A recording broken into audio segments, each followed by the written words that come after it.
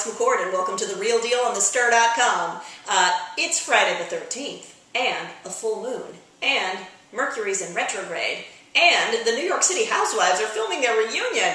Yikes! Well, I'm wearing a horseshoe so that the luck can spill over me, just like the rain.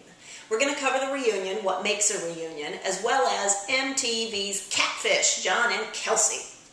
So, let's go catfishing first. Wow, this is only my second episode, but it's really quite fun to watch. And in a complete coincidence, last night I had breaded catfish for dinner.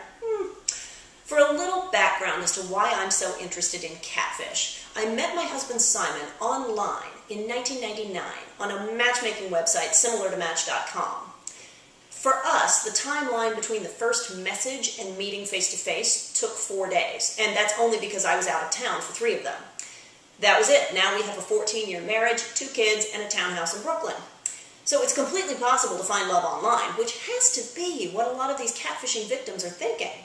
On the other end of the computer connection, you could find a Simon, or you could find a Kelsey. An Adam.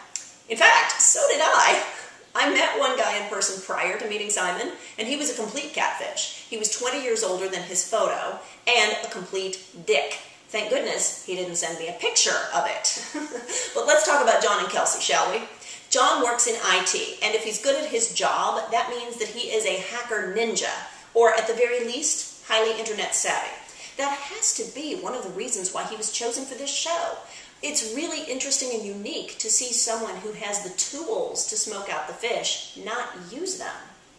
Apparently, John is in love with Kelsey, but he's only heard her voice once and they've never video chatted, but they've been an item online for how many months? And at first I thought, who does that? I thought that the basic rule on chat rooms was this. People fall into 2 camps, the ones that you meet right away and the ones that you will never ever meet, so they are in the wind and they should stay that way. You don't get attached to them. But wait, there's another clever wrinkle that makes this story irresistible.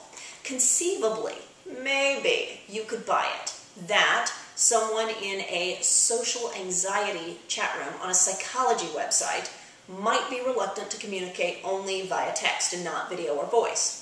Kelsey, aka Adam, claims to suffer from body dysmorphia, which makes her unable to call or video chat. The only thing that disappointed me about this episode is that I called it. I hate being right too early. That makes you wonder, well, why even bother watching the rest of the episode? The moment that Neve and Max found out that another member of this very small group, Adam, was also unwilling to video chat like Kelsey, I thought, oh, they're the same person. Sure enough, the Catfish team tracked Kelsey down, and she's a dude with acne and an ego and self-loathing the size of a serial killer's. Adam claims to be the king of catfishers, but as we all see, he's a guy who scams people online while he waits to scam slot machines. Adam was probably thrilled at the chance to go on television and get some attention. But the bright spot of all of this was that John, the victim, was incredibly graceful under pressure and able to close a dubious chapter in his life as a result. Personally, I'd much rather watch Catfish than women who are old enough to know better fighting. Yeah, I know I live in a glass house, but hey, I'm going to throw stones anyway because it's Friday. On that note, let's double dip back into the Real Housewives of New York City. Wow, I had over 100 questions across all social media based on my coverage this week. As it turns out, the ladies are filming their reunion today. So let's start with the questions. First, a couple of people on Facebook asked me, where were you that you ran into the lawyer who consulted with Miss USA?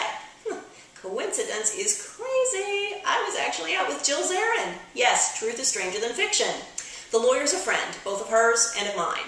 I had no idea I would see him that night, nor did I know at that point that he was caught up in all the drama. It's been brewing since last year. Don't forget that the series had an 18-month break between season 5 and 6, so everything that was filmed a while ago.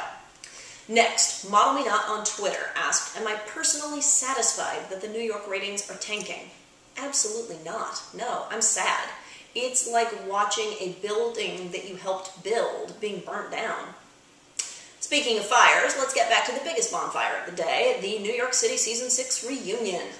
Today's shoot means lots of prep beforehand, watching all the episodes that haven't come out yet, and rewatching all the back ones to figure out the questions you might be asked and the answers you want to give. Also, any big, general, sweeping statements about the season that you want to make. You need all those bullet points in your head ready to fire when relevant. For most, last night will have either been sleepless or medicated, with a very early start today, and in fact, Ramona has already tweeted that every housewife should take a Xanax, and Kristen tweeted that she spent last night in a hotel in order to focus and relax. Shoots tend to go about 12 hours, and it is a full-on, balls-to-the-wall day. As the Housewives franchise has grown, we're seeing more and more behind-the-scenes footage in the ladies' dressing rooms and backstage, and I think all of that is great. What I don't think is so great, however, is that they are filming the reunion so early in the season. It may have been a scheduling problem, but they have 20 episodes this season, and number 14 aired this week. That's 6 left. Now, those 6 could include maybe 2 reunions, maybe a lost footage, or those might all be extra. We don't know. The production companies usually lock each episode for television 1 week out. The ladies will get DVDs of everything left to come, but those last few could be rough cuts or even selected scenes, not ready for prime time. In my past experience, rough cut episodes can and do change from reunion filming to airing. It's possible that the producers could even change the edits based on what happens today. Another key point is that the ladies miss out on audience reaction to anything that hasn't aired yet. They have no idea how viewers will react to the girls' trip to Montana, or perhaps Aviva removing her leg and throwing it down on the floor. When you make your reunion talking points, you take into account the bloggers, the recaps, the press, and social media reaction, and the ladies will have none of that. They don't know whether they need to do damage control or enjoy the moment. They're literally flying blind. Speaking of flying, you may or may not know by this point that Aviva does not go to Montana. She has allergies, that part's unavoidable, but there's also that fear of flying again. And I know Aviva is the new Kelly with the side of crazy time anger, but flying is in the description of being a real housewife. You have to go on the trips, and if you don't, that's a problem. It should be an interview question, a deal-breaking one. Aviva's already on thin ice. Because she doesn't go to Montana, she's barely going to be in the rest of the season, and currently, her father George is the most hated parent on the whole franchise. George makes Mama Joyce on Atlanta look like Oprah. So, what do you hope they discuss today? I'm curious to see how long Luann is on set. Luann was demoted to a friend of this season, and typically friends of the housewives get either one segment or no time at all on the reunion couch. Now, the biggest difference between a full cast member and a friend of is not really the title credits, it's the money. It is all about the money.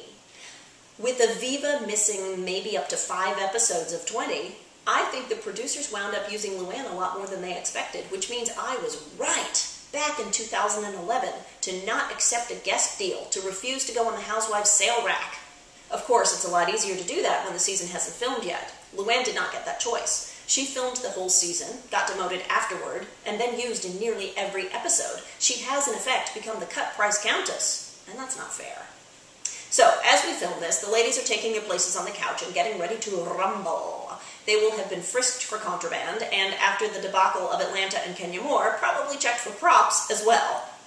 Now, Aviva uses her prosthetic leg as a prop in the season finale, so I hope they don't consider Aviva's leg a prop, because at the moment, that's all the support she has left. Let me know what you thought in the comments, and if I have not watched your favorite TV show yet, please tell me. For now, I'm Alex McCord. You are watching The Real Deal on thestir.com. Don't forget to tune in Monday for an all-new episode, subscribe on YouTube, and have a great weekend. Bye-bye.